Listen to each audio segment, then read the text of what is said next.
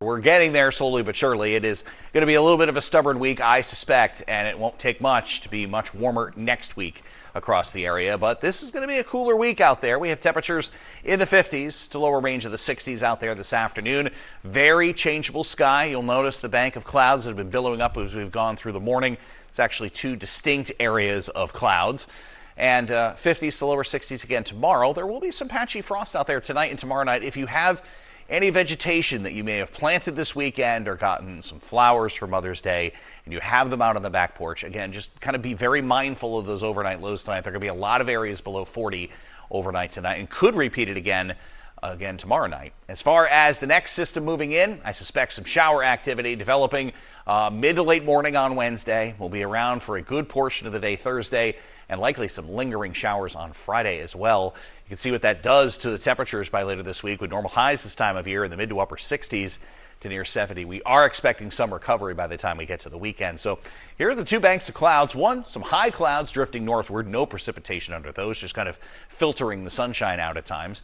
And then these clouds, which have been being created by the heating of the day, and along with them, just a couple of showers, most of which are fairly light. This system misses to our south later on tonight and early tomorrow. And again, we're in fair skies at least through early Wednesday morning as it stands right now, with temperatures in the 50s to lower 60s. It's pretty close to where we hang out through the remainder of the afternoon.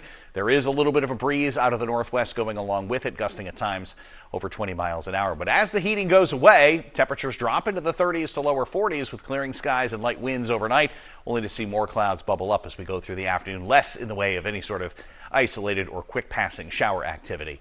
Clouds will race in early on Wednesday, and this is the beginnings of what could be basically a 2 to 3 day more of rainfall, kind of most of the day situation. You notice how this edges in on Wednesday and is around for the afternoon. I suspect we'll have periods of rainfall around on Thursday and a lot of lingering lighter shower activity around on Friday. The combination of all three of these could give us over an inch of rain. I don't think it will be widespread everywhere across the state for over an inch of rain, but there will be some spots that get some much needed rainfall out of this.